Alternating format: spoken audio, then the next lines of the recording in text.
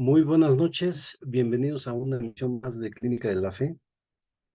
El día de hoy, nuestra conversación va a versar en torno a la figura pastoral y las diversas tensiones que genera ese lugar, tanto para el pastor como para la feligresía, incluso para la familia del pastor.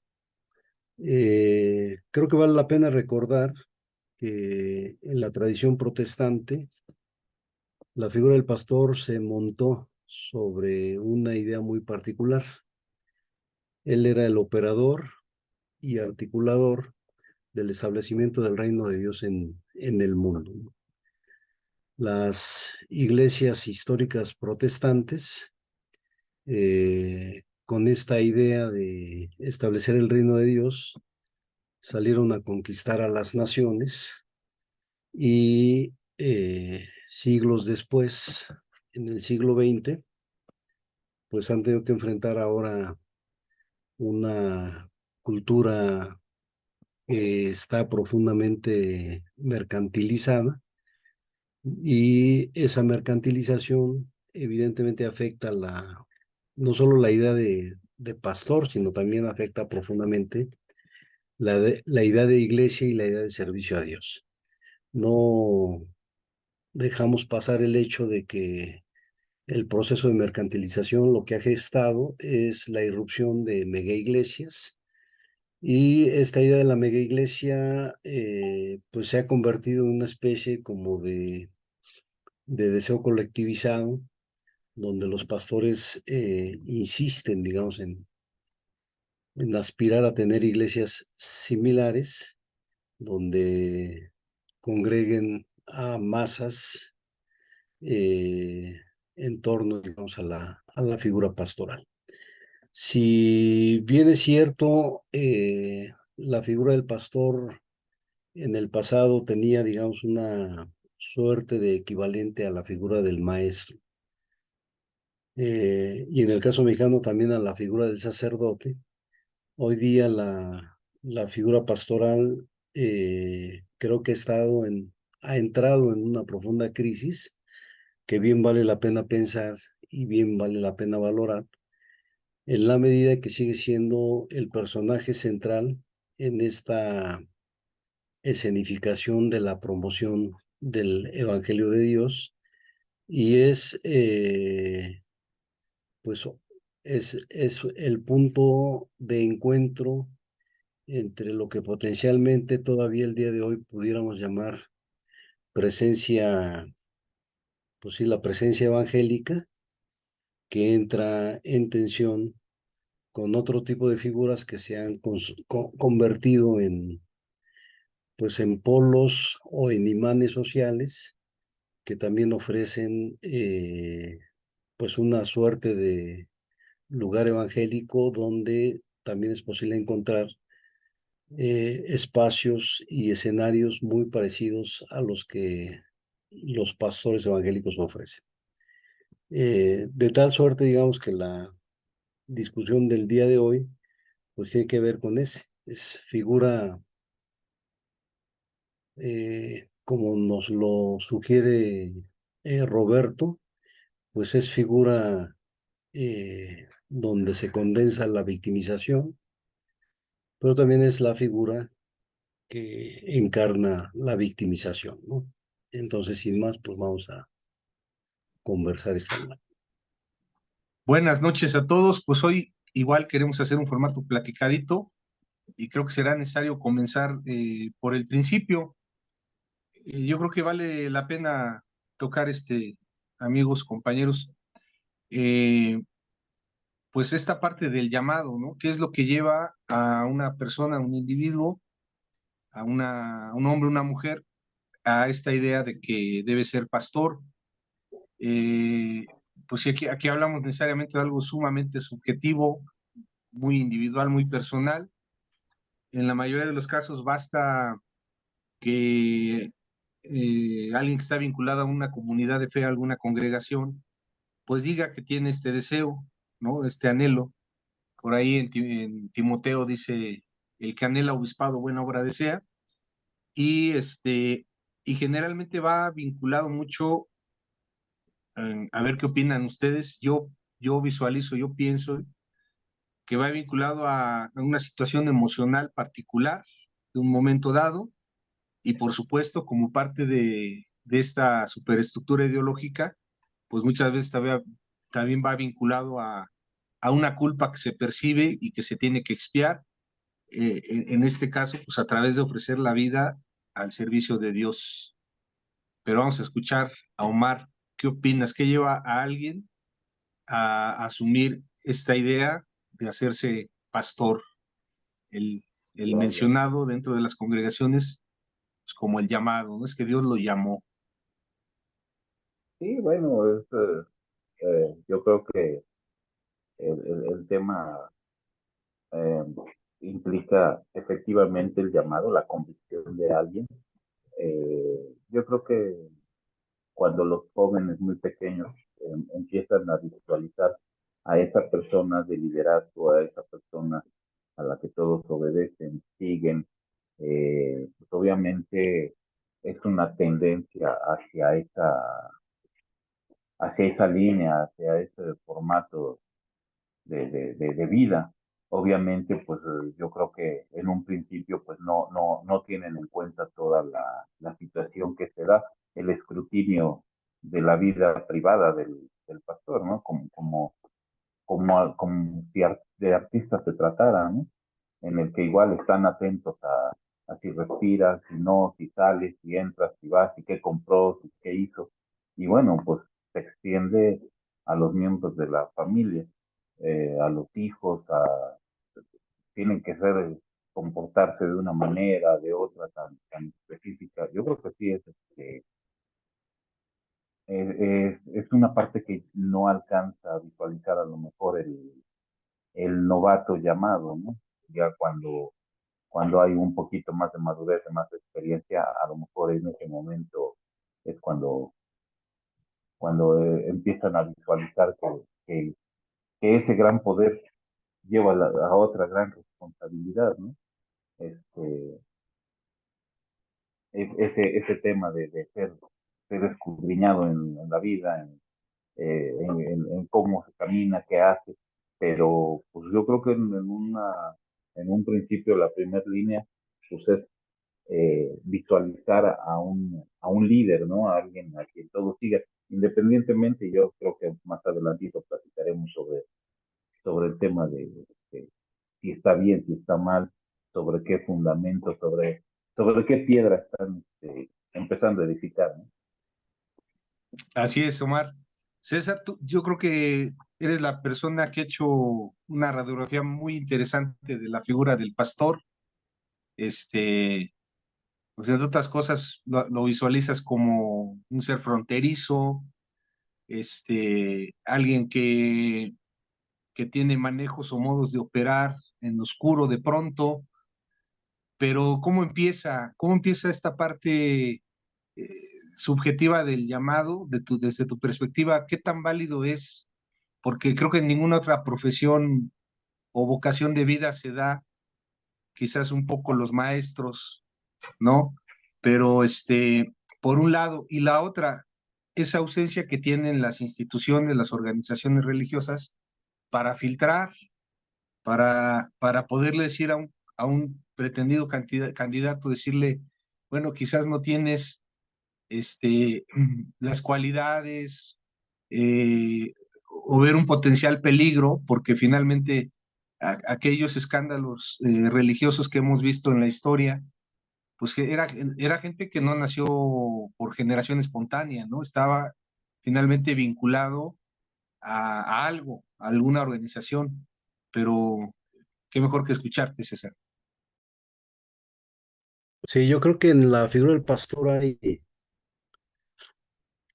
una especie de síntesis entre figura de genio, pero también en el cuerpo pastoral, pues se sintetiza, digamos, la figura, pues no sé si nombrarla como la figura del mal, en la medida, digamos, de que en principio necesariamente porque pasan por los seminarios, pues los seminarios tienen la característica de instituirlos en una suerte de administradores del bien simbólico religioso. Y esta idea de la figura del administrador me parece que socava en muchos sentidos la potencia que tiene, digamos, esta idea mucho más mística del ser llamado, ¿no?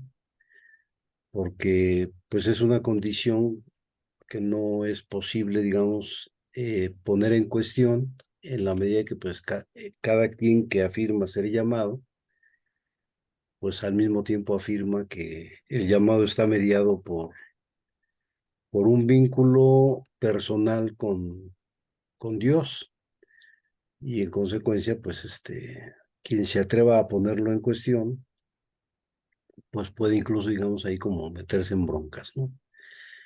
Y el otro escenario, pues es que en efecto, o sea, no es exclusivo de los grupos evangélicos la necesidad de buscar gente que más o menos le sepa al tema de la psicología y que reciben frecuentemente la demanda de, pues, de valorar a los candidatos, entre comillas, al puesto de sacerdote o al puesto de pastor.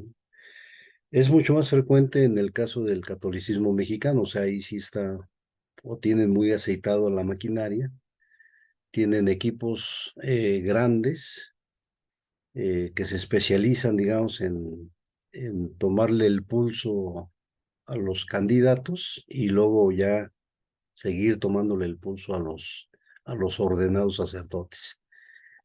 En el caso de las iglesias evangélicas es más complicado porque la idea del llamado está rodeada de un halo pues bastante místico que vuelve, digamos, a la figura del pastor como en una figura, pues en muchos sentidos,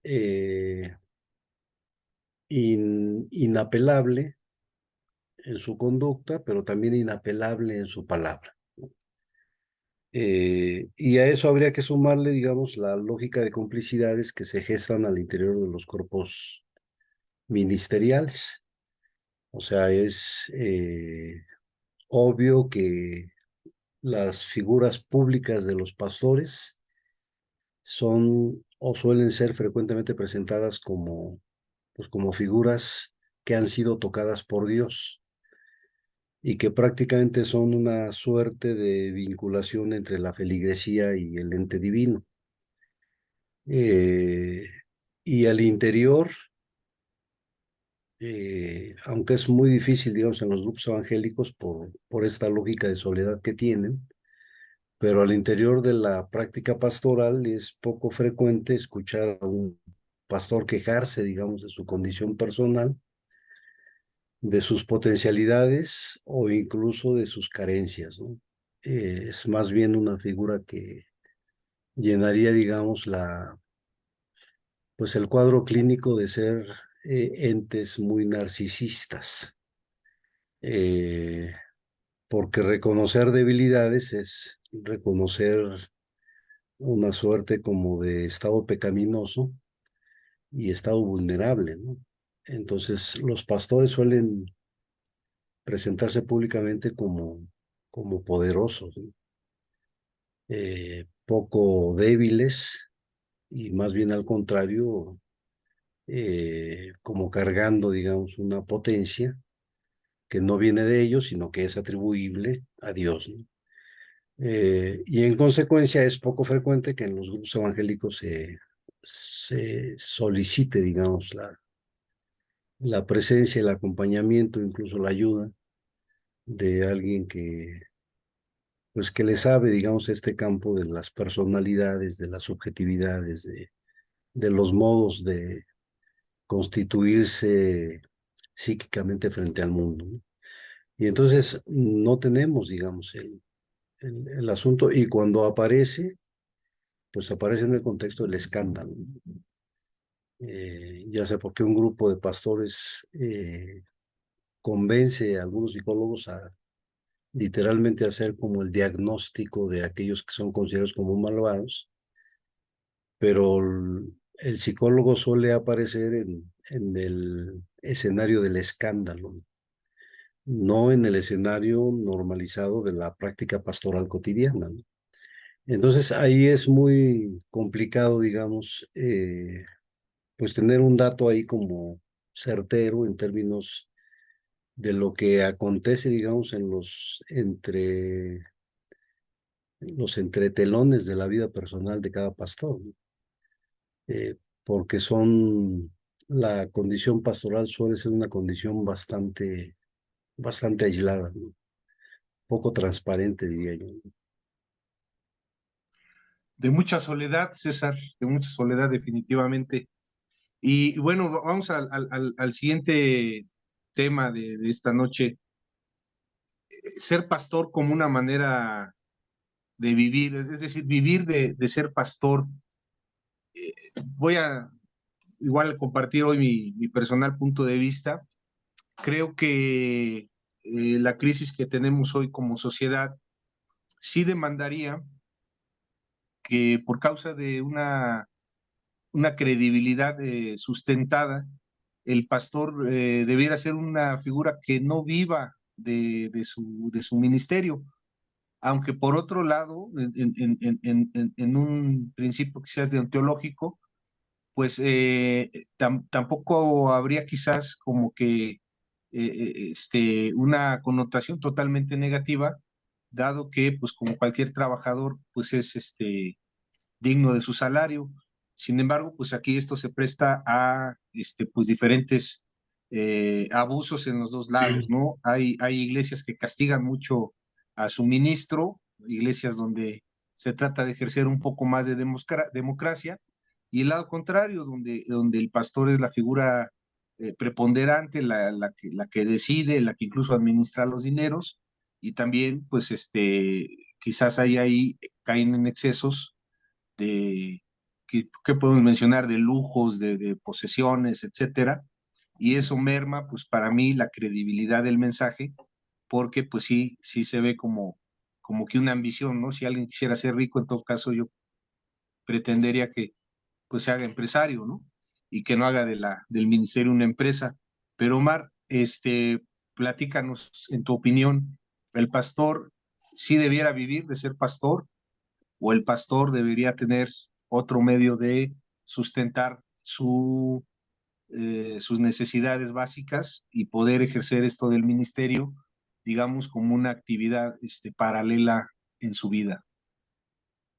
Ya, pues caray, creo que tenemos material aquí ahora sí para echar ahí lo que callamos los pastores, ¿no?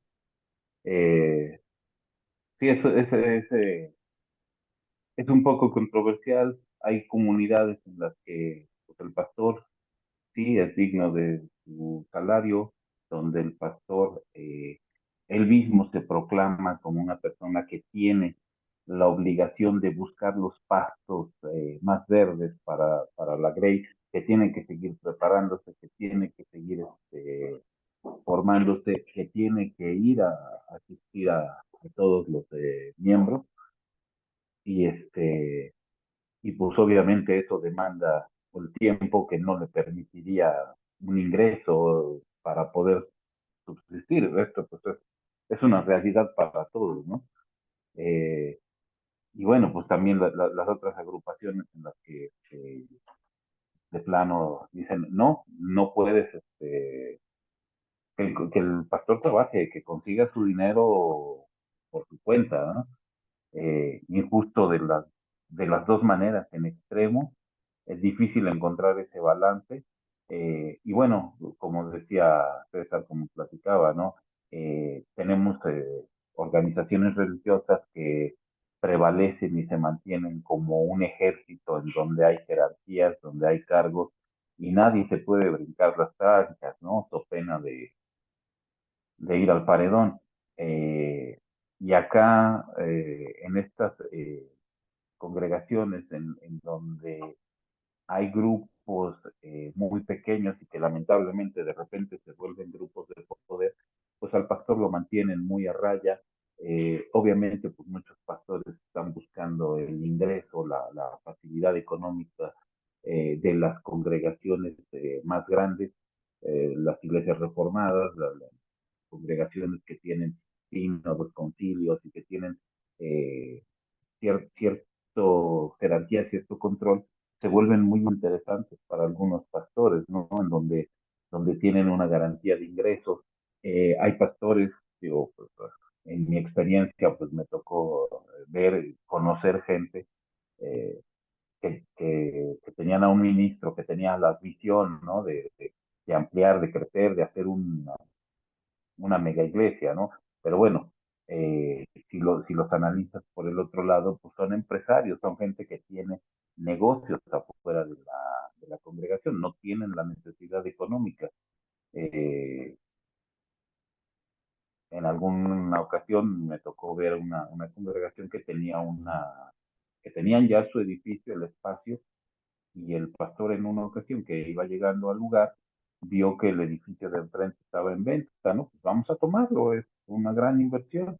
Y se hacían gastos que sí, efectivamente eran cargas muy pesadas para la congregación. La gente pues decía, no, mejor ya le paramos. Bueno, pero es que si le paramos a la compra, perdemos todo lo que se dio, este, eh, tenemos que seguir apretando aquí tuercas para poder conseguir y resolver y poniéndole cargas impositivas a la agrupación muy, muy complejas, que es correcto que el ministro reciba un ingreso por su labor. Pues sí, la gente va el domingo de descanso,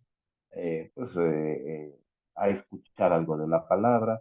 En muchas ocasiones, pues es el único momento de aprender algo, ¿no? No es gente que en lo cotidiano se acerquen al ministro a escuchar. eh, y bueno, pues tenemos ministros por ahí que se autonombraron eh, con una licenciatura, con una maestría, con un doctorado en teología y que tienen canales de redes sociales, que están monetizando, que están obteniendo ingresos en otros caminos. Justo sería el ingreso regulado, pero pues, lamentablemente hay las otras agrupaciones que las formó un ministro y quien lleva el control absoluto es el ministro y se pierde ahí el objetivo y la visión. Gracias, Omar.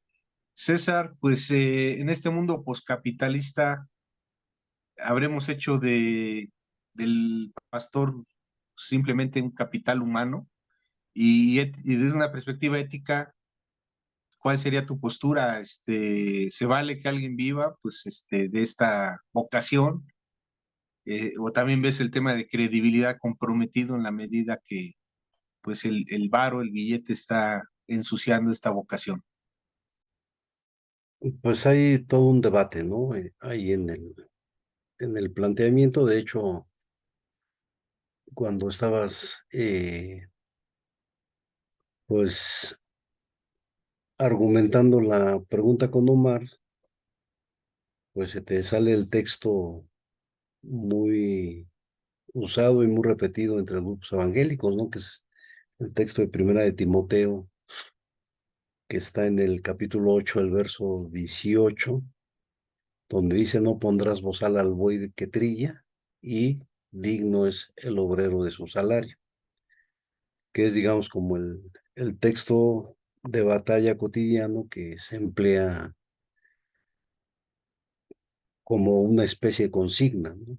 Y poca gente lo pone en cuestión.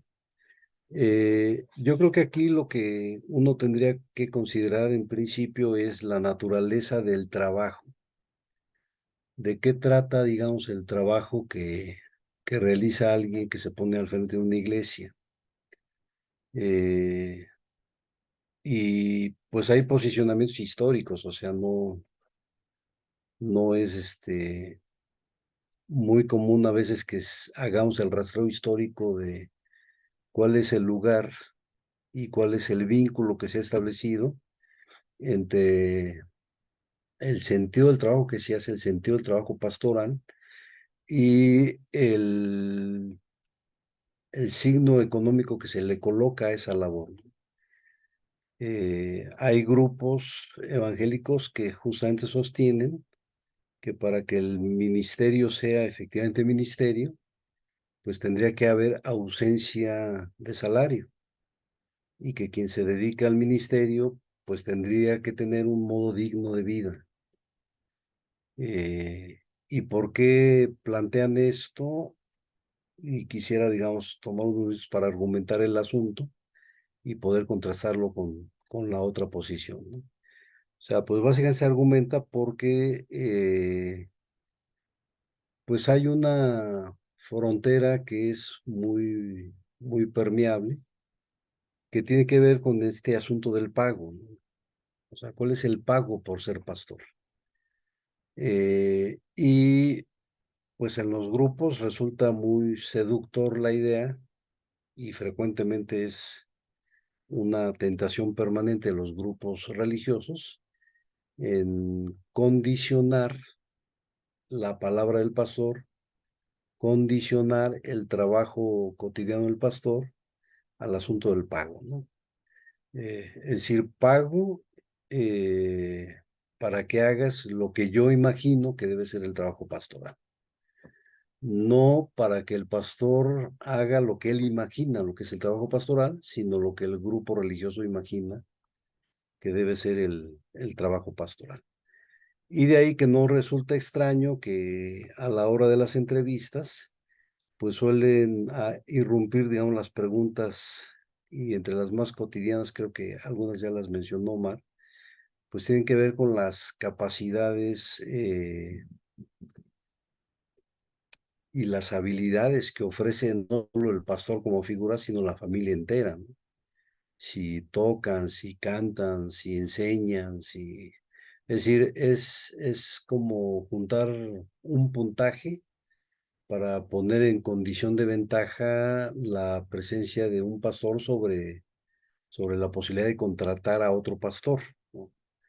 Entonces, mientras más dones tiene, no el pastor, sino el pastor y su familia, pues más posibilidades tiene, digamos, de que una congregación, entre comillas, lo contrate, ¿no? Y ese tipo de contratación, pues ya de entrada, pues condiciona el pensamiento, la acción y las palabras del pastor. De ahí que los que dicen que los pastores tienen que tener un modo digno de vida, pues argumentan, digamos, que el pago en realidad lo que hace es enrarecer el trabajo pastoral, porque lo condicionan a las imaginaciones que los contratantes tienen respecto al trabajo pastoral. Y entonces el decir del pastor queda como acotado, ¿no? O sea, no puede el pastor exhortar a algunos feligreses que se comportan de manera contraria al Evangelio, sobre todo si son los que más ofrendan y donan. Y entonces queda condicionada la palabra del pastor al, pues a la figura del feligrés. O sea, si es un feligrés que dona, hay que tener cuidado en cómo se le exhorta. Si no es un feligrés que dona, pues el pastor se va con todo, ¿no? Eh, y el otro posicionamiento es justamente que, pues sí, hay que pagarle al pastor. Y entonces el asunto a discutir ahí es justamente como qué imagina la gente, los feligreses, que es el trabajo de pastor, ¿no?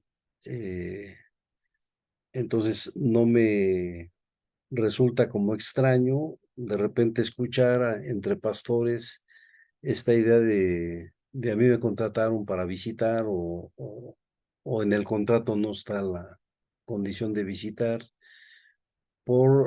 justamente por lo que decía hace rato, ¿no? O sea, cuando los pastores pasan por los seminarios, o sea, los seminarios construyen una forma de ver el pastorado. Y esa forma de ver el pastorado pues con dolor lo digo, pero el efecto que tienen los seminarios sobre quien pasa por sus aulas es justamente darle forma de administrador. Administra una idea pastoral.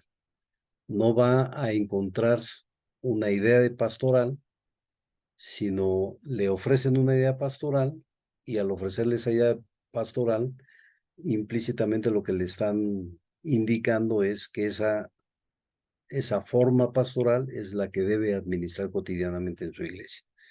Entonces la imaginación del pastor queda anulada, porque queda formada y esa forma pues se cristaliza y se fosiliza y se vuelve, digamos, como repetitiva, ¿no? Y una de las cosas que evidentemente los pastores administran es justamente este asunto del dinero. De ahí que no solamente aparezca el texto de Timoteo, sino también que aparezcan los textos referidos al diezmo, ¿no? Porque pues los pastores viven del diezmo, ¿no? Y también aparece la figura de la ofrenda de amor, porque pues como son predicadores del amor, pues qué mayor amor hay que el amor que brilla, ¿no? Entonces, no es sencillo el debate, porque si de un lado está la discusión de qué va, de qué trata el trabajo pastoral, pues del otro lado está el debate delicado de qué tipo de amarres oscuros se establecen cuando se le pone precio al trabajo pastoral. Porque ese acto de pagar o el acto del pago no es un acto eh, acotado necesariamente a la lógica del amor. O sea, hay cobros ahí que no, y son cobros inconfesables además, de un lado y de otro. No, no sé si se entiende, ¿no? O sea, el pastor usará, digamos, el asunto de la condena, el asunto del chantaje, el asunto de la amenaza de que te vas a ir al infierno, etcétera. Y el feligrés usará el recurso de te doy o no te doy, ¿no? Y entonces ese tipo de actitudes inconfesables, pues no tiene nada de amor, pues, aunque lo disfracemos de amor. Entonces el debate sí es fuerte, me parece que hay poca literatura en torno a lo que ocurre exactamente ahí, pero efectivamente sí termina o ha terminado siendo un acto comercial. Entonces, alguien paga por la fuerza de trabajo de un otro que se presenta como pastor y que ejerce, digamos, sus funciones en función del pago, ¿no? Y que además, pues ese sería, digamos, pues un asunto también que habría como que reflexionar, ¿no? Cómo el pastorado se volvió también producto.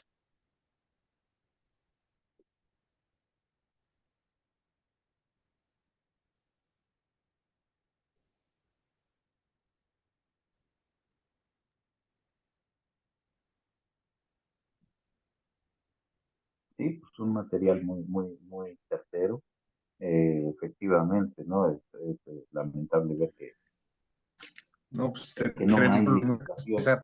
Oye, ¿y cuál era Eh, esta terrible? Ahora, ¿cuál era el padre Basilio, sacerdote cero?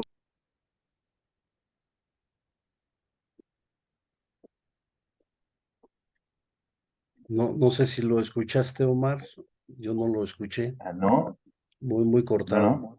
Si pudieras repetir, eh, Robert,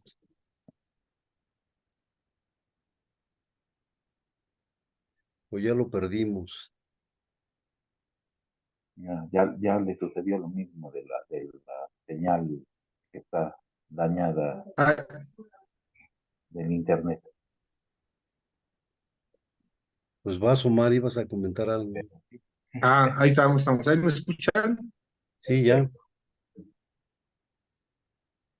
Adelante, Omar. Es que ahí algo pasó con mi transmisión, Sí, pero gracias. adelante. Sí, gracias. Pues mira, eh, comentando lo de César, pues efectivamente, ¿no? Esos acotamientos hacia un sueldo, a un salario, si es correcto, ¿no? A un pastor, bueno, se da en unas agrupaciones, en algunas congregaciones, en otras, pues es totalmente discrecional, es totalmente quien tiene el control es el ministro, ¿no? Es quien inventó la organización, quien acepta, quien corre, quien esté ahí en la participación. Lamentablemente, pues la otra postura, pues sí, implica a una persona que, mi contrato de servicios es ir a visitar a la gente, ok, pero como empleado, pues necesito un vehículo. Se llega a esos extremos, ¿no? En los que se requiere de que participen de la crítica de un pastor porque no va de traje en las presentaciones que tiene, porque, oye, págale la tintorería, ¿no? A veces pues, temas así de sencillos o burdos. Eh, para el otro lado, pues obviamente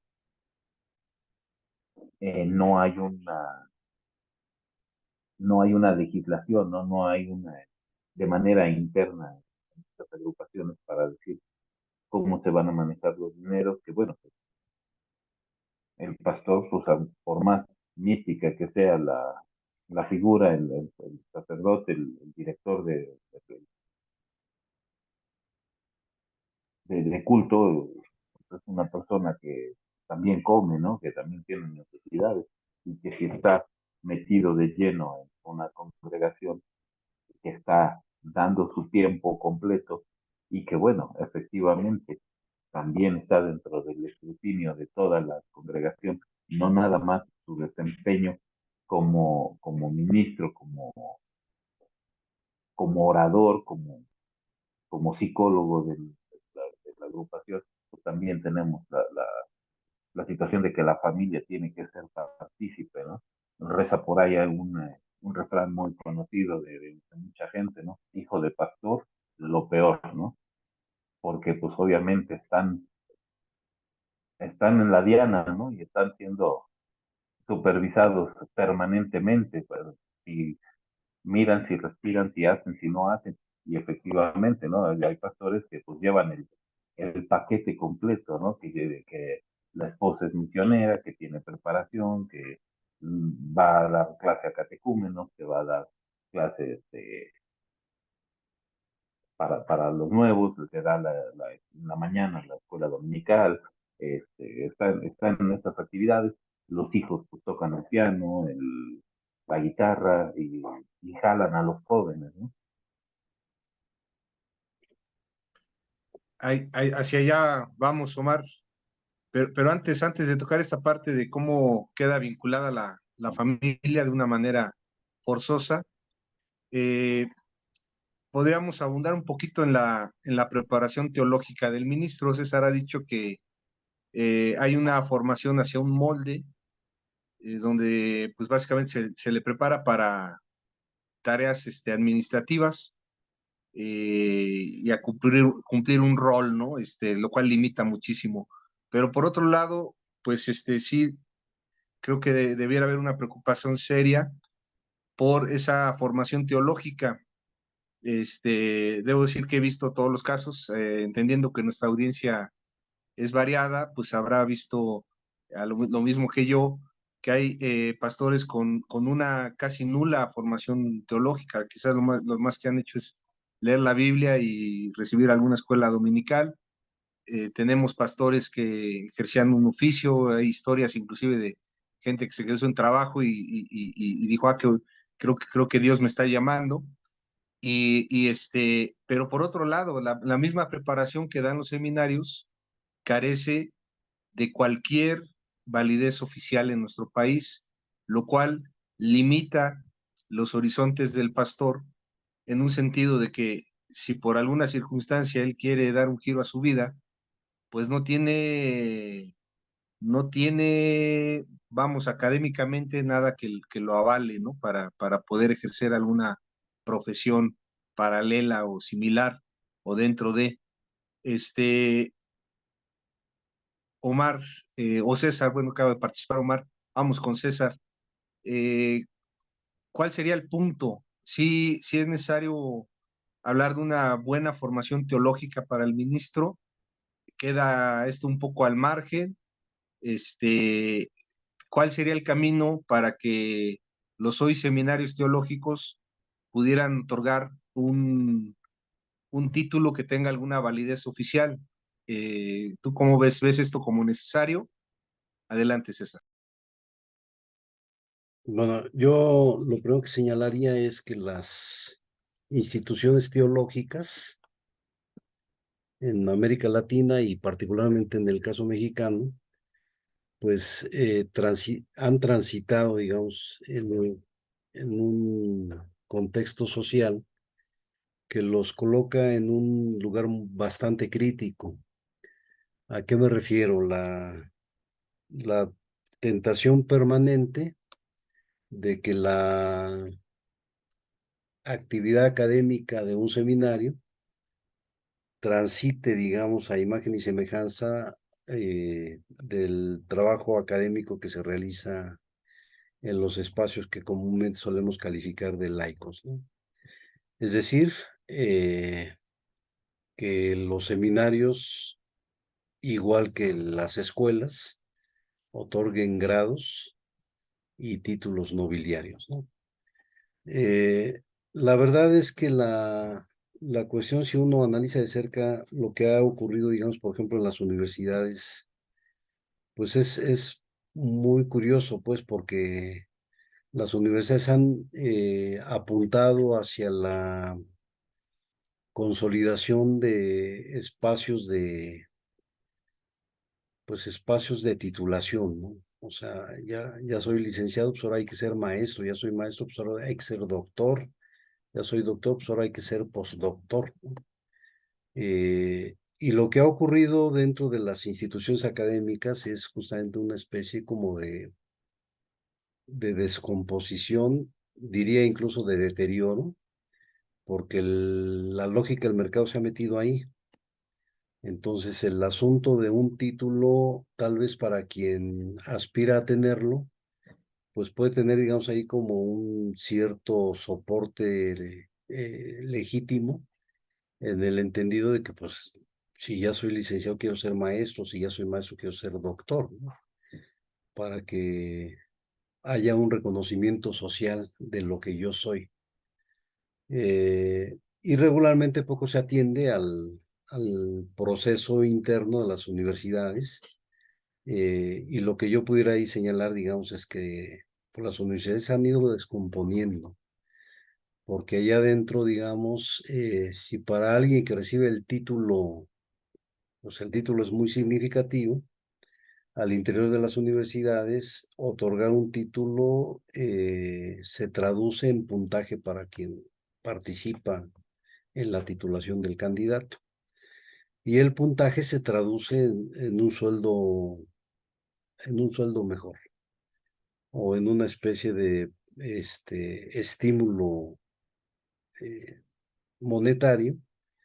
eh, y entonces el proceso de titulación o el proceso de formación para alguien que está ahí, pues se va deteriorando, pues porque entonces el sentido de la formación, pues se traduce en puntaje y el puntaje se traduce pues en estímulos financieros, ¿no? Eso está muy presente en las universidades. Entonces, hoy por hoy es muy fácil que la gente se meta a estudiar maestrías y doctorados y que sin bronca salga, pues, el título de maestro o de doctor, porque no importa cómo salga, lo que importa es el puntaje para el trabajador académico. Entonces ha habido una descomposición muy severa, ¿no? Yo incluso te diría que el analfabetismo entre académicos ha crecido escandalosamente y que en muchos sentidos ahora las escuelas y en particular las universidades son centros donde pues parece ser que lo que se está fomentando de manera prioritaria es una suerte como de analfabetismo.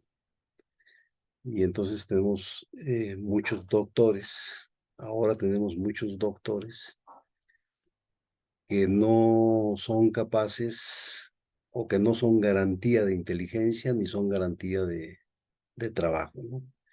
O sea, tienen el grado porque lo pueden mostrar, pero son terriblemente incapaces, digamos, de dar respuestas a los problemas, ¿no? Que se supone tendrían que resolver en función de los grados académicos que tienen.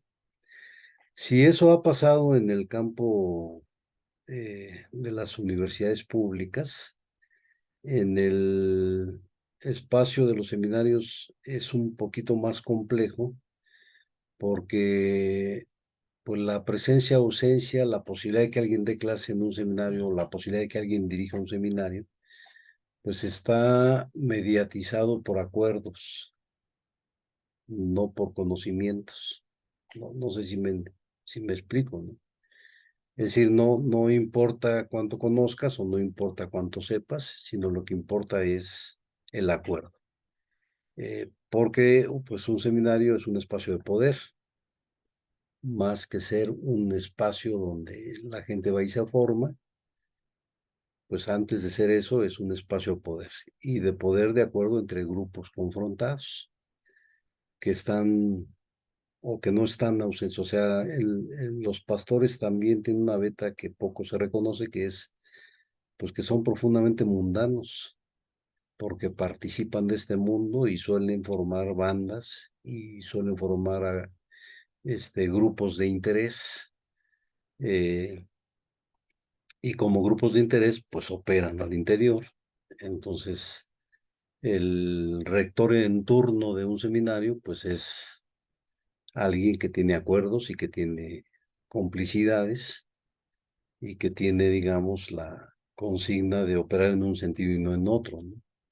Entonces, esta idea de lo teológico, esta idea de la interpretación teológica, pues tiene un sesgo político.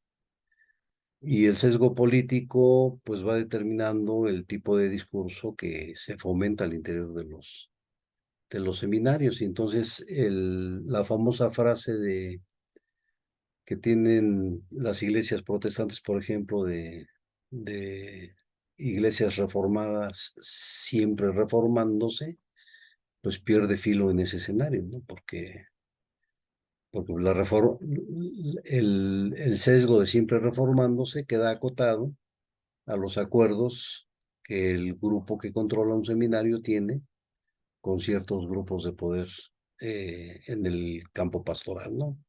Entonces, ahí yo creo que hay una cuestión que me parece vale la pena pensar en términos de si la formación o las formaciones eh, tendrían necesariamente que estar en este momento acotados a las instituciones, ¿no? Y si no, más bien las formaciones tendrían que ser más autodidactas, más en relación con los problemas cotidianos que se enfrentan en este mundo, no en el mundo imaginado, y las interpelaciones que los problemas cotidianos le harían, digamos, a nuestro pensamiento teológico. Entonces yo creo que ahí, digamos, sí hay un reto fuerte.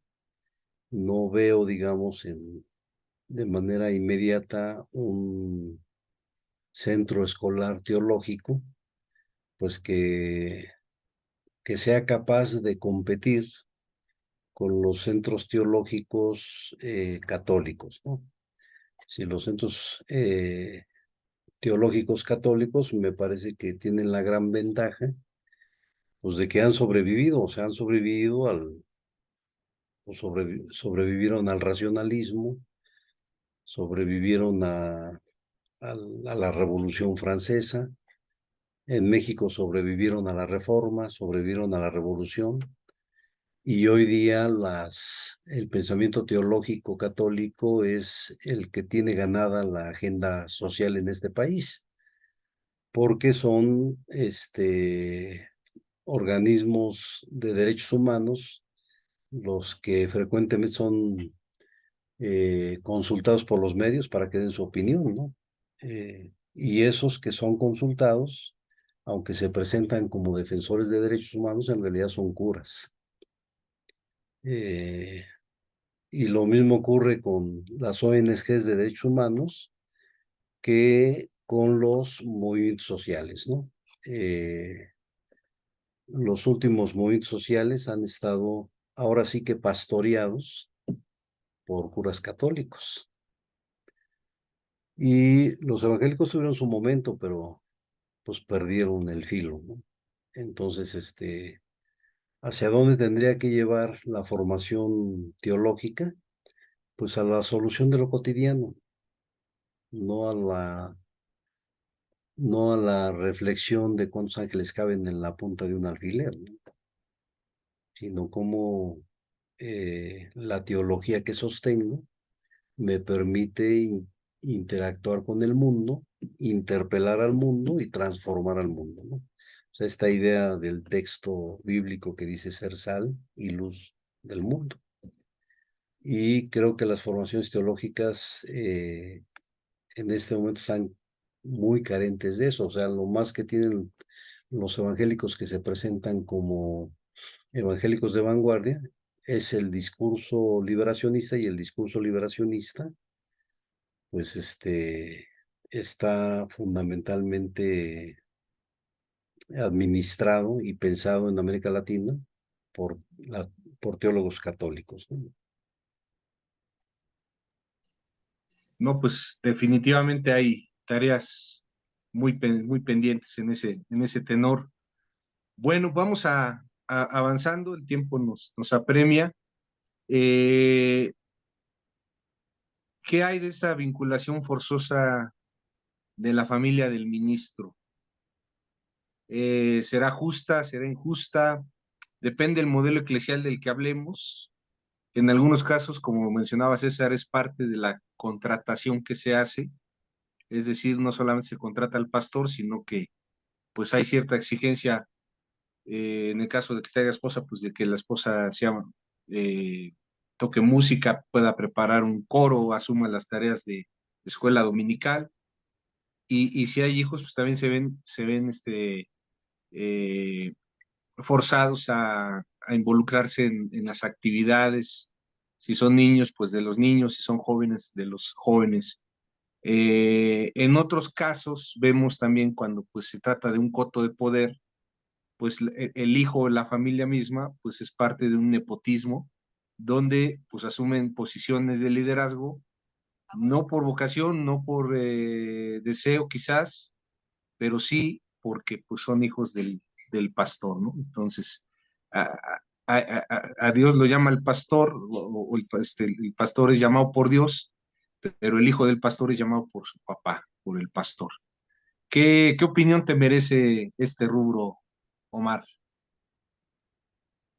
Sí, pues ese tema es escabroso y es espinoso. Sí, no, no, es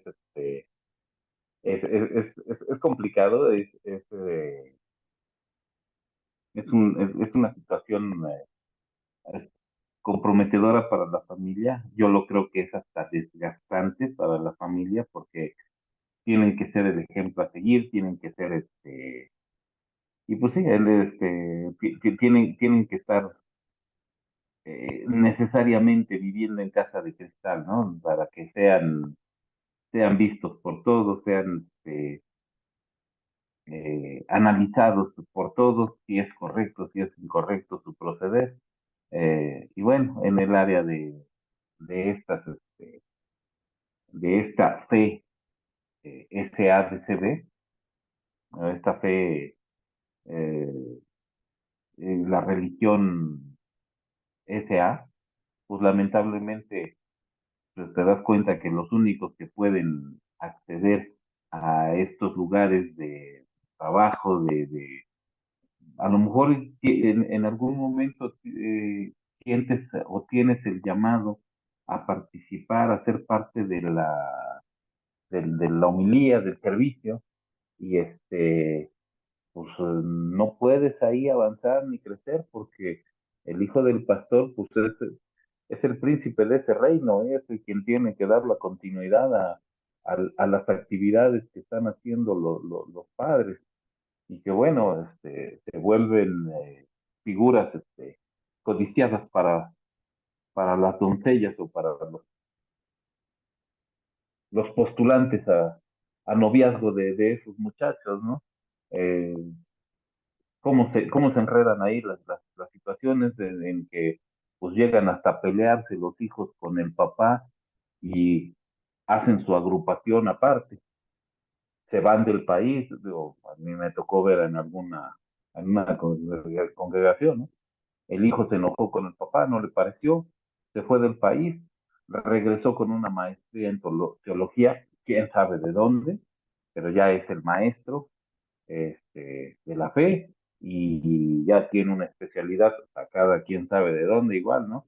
Lamentablemente, pues esta situación al rato, pues vamos a encontrar gente que vaya a estar estudiando teología y se suba al taxi y le diga al taxista, yo estudié eso, ¿no? Y eso para cualquier materia. Lamentablemente, pues esa situación a veces de obtener el título sin la capacidad, ¿no? Eh, y eso, pues en todos los rubros, en derecho, pues te vas a encontrar abogados que pues, no dan una. Y acá, pues yo creo que este tema es más delicado porque se cuelga la gente de la autoridad del pastor, de la palabra de ese pastor, de ese ministro. Y, y pues en realidad estás poniendo en riesgo la vida de mucha gente. La falta de atención a alguien, el exceso de atención hacia otros en especial, pues causa mucho daño. Pero sí, el hecho de que en las congregaciones en donde el pastor es contratado, pues efectivamente es con el paquete entero, ¿no? Y le sale más barato a la congregación porque le pagan a uno. Y lo ideal es que el servicio o que las tres pistas del circo estén ocupadas por toda la familia del ministro, del pastor.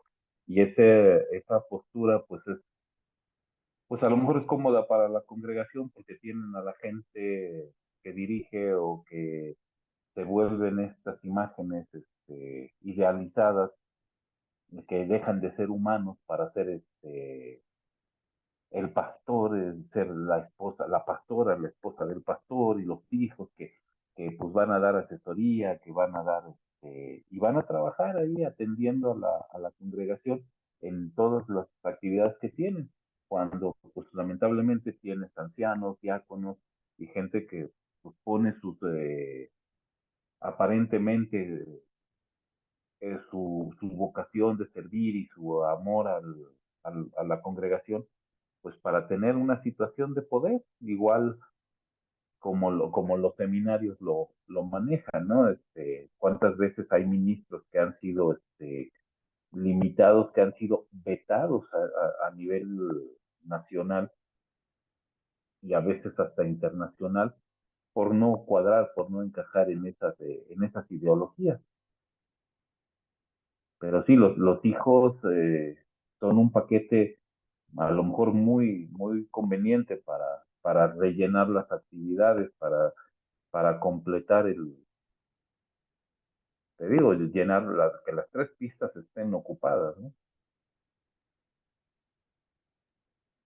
Tremendo. César, pues quizás de manera breve, algún efecto este, psicológico para la familia en el hecho de estar en un escrutinio constante, es bastante injusto para los hijos, ¿no? Porque al final el llamado es el papá, pero pues a ellos les toca vivir a forciori un rol y una ausencia de libertad, mientras otros chicos, sus domingos son de ir al parque, al estadio, a la plaza, al centro comercial, pues acá los chavos están acomodando sillas, checando si el baño está limpio o portándose bien porque pues están siendo observados continuamente. Y yo creo que es un tema que queda resumido en la frase que Omar nos recordaba, o sea, hijo de pastor, lo peor. Eh, y ahí vale la pena pensar, o sea, cómo es que se construye lo peor desde el pastorado. Y es justamente a raíz de esta serie, digamos, de impedimentos que tienen, porque se vuelven una suerte de vitrina toda la familia. Si bien, digamos, el que establece el contrato formal es el pastor, pues implícitamente toda la familia está ahí como expuesta a una vigilancia permanente de la congregación. Y eso supone la ejemplaridad. O sea, se espera que los hijos de pastores sean ejemplares, lo mismo que la esposa, ¿no?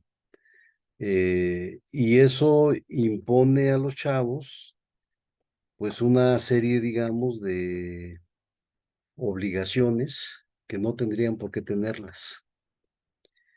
Si somos consecuentes, sobre todo con lo que solemos decir en las iglesias evangélicas, de que la conversión es personal, ¿no? Si la conversión es personal, pues un hijo de pastor que no quiera convertirse o que no tenga esa escena de conversión, pues tendría el derecho de hacer su vida, este, pues una vida de pecado, no sé si me explico, ¿no? Y las congregaciones tendrían la obligación en consecuencia, pues de no ser tan críticos, pero pues esto que digo es un pedimento imposible. Es decir, lo que tenemos hoy por hoy es justamente la familia pastoral como la vitrina permanente, porque deben ser ejemplo. Y es una carga que sí me parece que vale la pena que reciba ese calificativo que le das. O sea, es una imposición injusta, eh, porque pues, los chavos no decidieron sobre el llamado del papá. Y también las esposas muchas veces tampoco decidieron sobre el llamado del papá. Entonces, imponerles un modo de vida, imponerles una serie de criterios de conducta y de moralidades, me parece que es un exceso, pero valdría la pena que en otro momento lo retomáramos el punto, ¿no? Lo abundemos. Bueno, pues vamos a un, a un temita más para cerrar esta sesión y tiene que ver con la idea de éxito en el ministerio. Ojalá volviéramos al canto este de quién era Mario Pintor, ¿no? Si perdono en vez de odiar, tengo éxito, pero en una influencia capitalista, en una mundanalización de la iglesia, pues éxito es iglesia grande, números, cantidades de bautizados, misiones a todo el mundo. Y pues lo que hemos dicho siempre, ¿verdad? No todas las historias son historias así.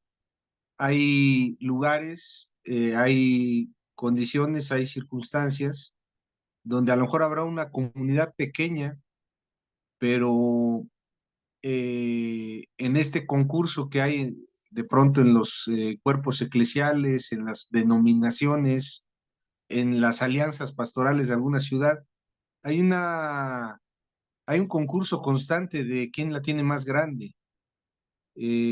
Omar, eh, ¿qué, ¿qué opinión te merece esta parte de la presión que tiene ese pastor que a los ojos de los otros no es exitoso? Porque ahí pues puede venir un conflicto de, pues, ¿dónde está Dios? ¿No? O puede venir un conflicto de, ¿qué estoy haciendo mal? Este, puede venir situaciones que hemos mencionado, ¿no? Pues vamos a embarcarnos en un proyecto grande que pues rebasa la capacidad financiera de una comunidad y se dejan de atender otras necesidades que son prioritarias o importantes, pues para comprar un edificio, ¿no? Como nos platicabas, Omar. Sí, sí, lamentablemente, pues ese es un día a día, un cotidiano de muchas congregaciones y lamentablemente el trabajo recae única y exclusivamente en el pastor, ¿no? Porque a quien le piden cuentas, a quien le rinden cuentas, pues es al pastor, ¿no? los jugadores de ese equipo pues no cuentan, siempre es el director técnico el que se va, ¿no? Porque no evolucionó, porque no creció, porque no se alcanzaron metas y proyecciones de ensueños, ¿no? De situaciones, hace no mucho tiempo, me platicaban, ¿no? Fueron a conocer, a visitar unos conocidos, fueron a visitar algunas congregaciones y oh sorpresa, ¿no? Aquellos establecimientos gigantes para 200 personas, para 300 personas, pues están a un 30% de su capacidad, a un 40%, y es que no hay pastor, es que el pastor es emérito, está de visita, pero el que tiene que estar ahí haciendo el trabajo y que tiene que estar jalando a la gente, porque pues de la congregación nadie, ¿no? Y por más que el ministro esté al frente, a ver, gente, pues, ¿qué es Marcos 16:15? Ir por todo el mundo y predicar el evangelio a toda criatura, ¿no? Es trabajo de la agrupación, pero lamentablemente a veces, pues el que se va, digo, es el director técnico, ¿no? Los jugadores, aunque no le hayan echado ganas, aunque estuvieran haciendo faltas y que pues esa comparación yo creo que queda porque a veces también el testimonio de la congregación pues tiene responsabilidad sobre esa situación y el pastor tiene que estar siendo, híjole, a veces lo mencionan en las relaciones eh, interpersonales, de las relaciones de parejas, ¿no? El hombre tiene que ser el payaso ninja, ¿no? El que haga reír a la otra parte y proteger, ¿no? Entonces, para que se sienta completa, ¿no? Pero a cambio no hay nada, ¿no? No hay un intercambio de apoyos, de participaciones. Eh, Injusto, pues definitivo, porque bueno, a veces esas proyecciones, esas visiones, pues sí quedan fuera de los tiempos de Dios, ¿no? Porque había que llenar el templo, había que crecerlo, había que ir a hacer una misión y el pastor pues tiene la obligación de estar trabajando en la dominical, tiene que estar trabajando en las visitaciones, ahí a ver a todos los miembros, algunos se sienten porque no va, curiosa esa expresión, ¿no? De estómago de pastor, porque tienen que ir a comer lo que les ofrezcan y es una grosería que no acepten, que no participen de, de, de la mesa que les tienen, ¿no? Bueno, pues la única es que a veces tenemos pastores gorditos, ¿no? Porque a donde van tienen que comer, y lo que les ofrezcan, ¿no? Pero sí, injusto y condiciones, pues yo creo que muy, muy, muy equivocadas de parte, expectativas demasiado altas para una congregación que no ayuda. ¿Cuánto tiempo sobre todo para los evangélicos, la mira, la visión está puesta eh, en esta situación de cualquier cosa que se comente es hacer la comparativa con otras religiones? Ah, pero es que estos están equivocados, pero nadie estaba hablando de si estaban equivocados o no, simplemente es por qué no estás creciendo aquí, ¿no? No, es que no son los tiempos de Dios. Yo creo que fue una proyección muy humana y muy equivocada porque el pastor no puede cambiar los hábitos de una congregación y quieren llevar más gente a qué situaciones tan complejas a veces dentro de una misma congregación.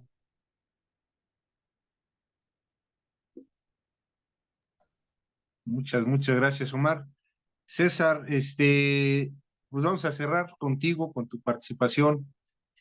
Otros escenarios, pero más me gustaría a mí que pudiéramos abordar la idea de que un individuo, un ser humano, haciendo una introspección, un análisis de conciencia, un pues se atrevan a hacer un alto y darle otro rumbo a su vida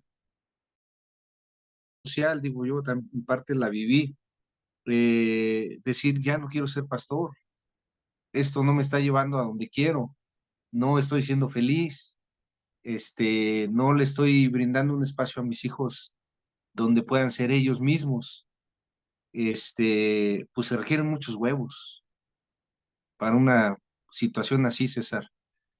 ¿Qué le dirías No, a y un agárrate joven de que se esto, está tambaleando? Bueno, pues estos derroteros de vida creo que están determinados en muchos sentidos por las condiciones de vida que ofrece justamente el escenario pastoral. Eh, no es no es extraño de repente pensar cómo los grupos pastorales en realidad, si algo fomentan es una suerte de orfandad, de poca solidaridad y de poco cuidado colectivo.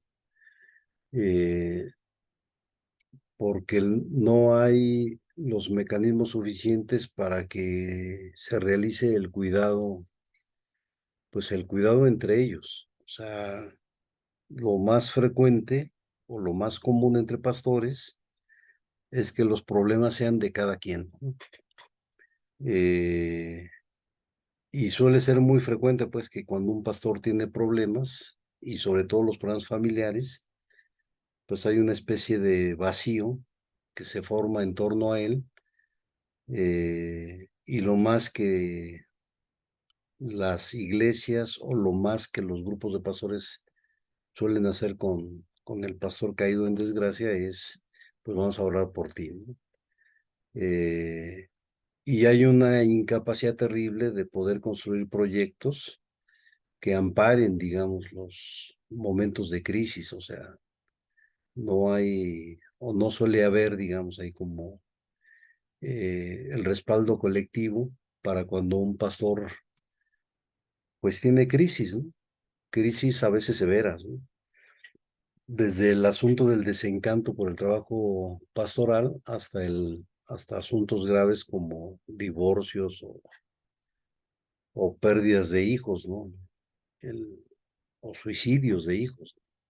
O sea, no existen los mecanismos. Entonces yo creo que así como uno protege y plantea y sacraliza esta idea del llamado divino, pues uno tendría que tener la suficiente sensibilidad para también proteger por la decisión de los pastores cuando ya no quieren serlo, ¿no? Cuando el trabajo pastoral se vuelve una carga y un cansancio, ¿no?